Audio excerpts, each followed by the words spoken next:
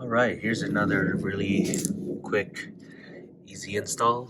Um, so I always felt like something's missing here. So I saw these on the G Market website, and I thought they would actually just be reflectors, and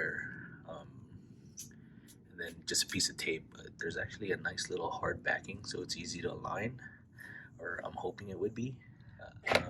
Goes right in here, and it makes it look a little bit neater.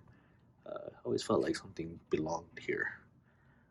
So that's one piece right there, and the other piece goes here. I'm just gonna basically clean out this area with rubbing alcohol and put it in. Looks like it fits really well. It took about a week to get here.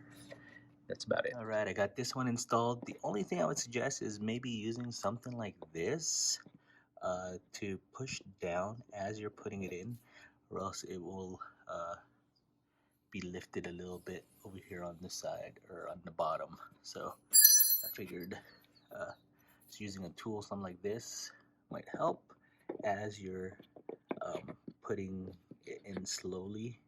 I started at the center going this way, only because this is what your eye really sees. And then this part is a little bit off.